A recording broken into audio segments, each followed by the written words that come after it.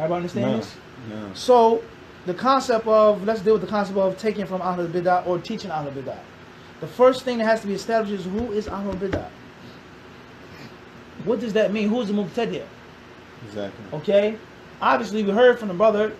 I don't even like saying that because that's how they talk. The brother. We heard from Jamil Finch. He said anyone who doesn't call himself Salafi is Ahlul Biddah. The question is, where did he get that from? You think he made that up himself? He was spoon-fed that information. So, according to that definition, the whole entire city is what? Except for how many masjids? 3 or 4. Okay, so let's all right. That's something for you guys to think about critically. When someone's from Ahlul Bid'ah, what does that mean? Allah is pleased with them or angry with them? When they die, they have a big chance of going where? The hellfire. Allah only wanted good for what? A select few people. SubhanAllah. Everybody understand this? So, now, pay attention now. Going to teach in the masjids of Ahlul Bid'ah. What necessitates somebody to be what? Ahlul Bid'ah. An ignorant Muslim. A Muslim that came from the nation of Islam. A Muslim that never learned to never studied. A Muslim that comes from a third world country that's a cab driver. That loves Allah and His Messenger and follows and listens to anyone who talks and teaches them. They're innovators. They're Ahlul Bid'ah. Whoever goes to them and teaches them, that's what? That's what they take from. So if they were never taught properly, if they never received the proper information, how can you say that they're Ahlul Bid'ah? Or they're Mubtadi'? Or let's even get deeper than that. Let's be real now. Let's come out Philadelphia. Okay? I'm not from some island. I'm from Philadelphia. Let's get real. There's an older brother who's an American. He used to be a Christian. He was a pimp. He was in the Vietnam War. He went through the heroin days. He heard about Nation of Islam, Fruit of Islam. And he thought that was the truth after Christianity. Then after that, he learned about the Dar movement, the Dar Salam movement. And that's what he feels and believes to be what? The truth. So he's been Muslim for years. He literally fought. He literally stood up in the face of racism, civil rights movement, establishing a masjid, not eating pork, his Christian grandmother, to establish a masjid in a community, getting rid of drug dealers and pushing them off the block for it to be a safe, clean zone and environment for Muslim sisters to walk by. He doesn't know much.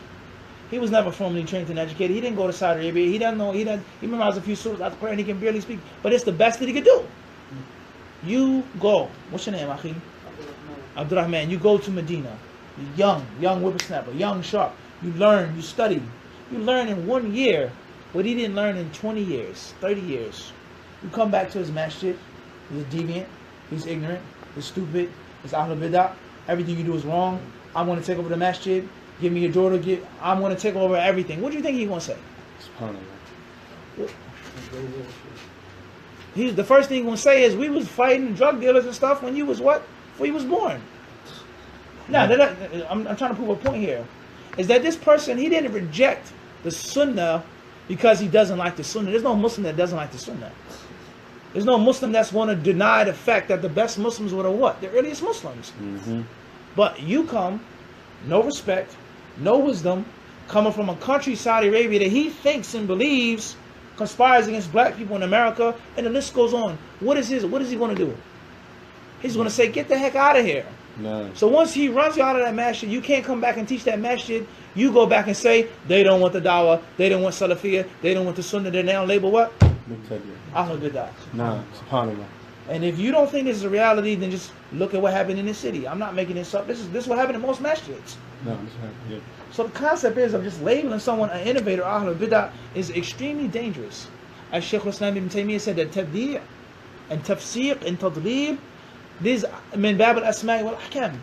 That's giving somebody a ruling, calling someone a mu'min or a kafir, a fasiq, a asi, a ta'i', or a muti'.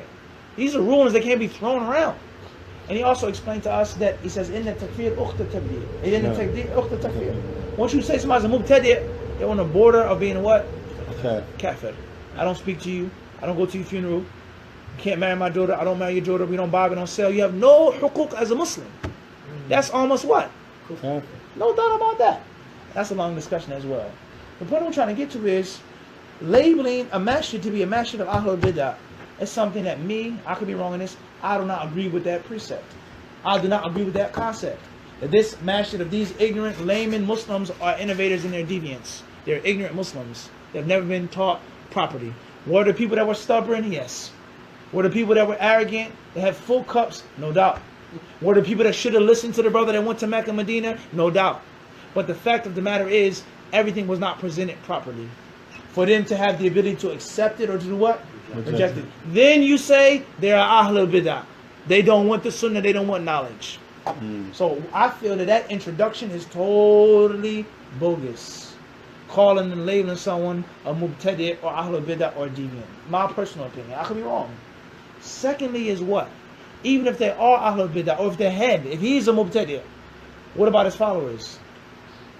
And let's stop right now. If they were so evil, and if they were so deviant, then why are they inviting me to speak at their masjid? You don't think they see how high my thob is, Ali?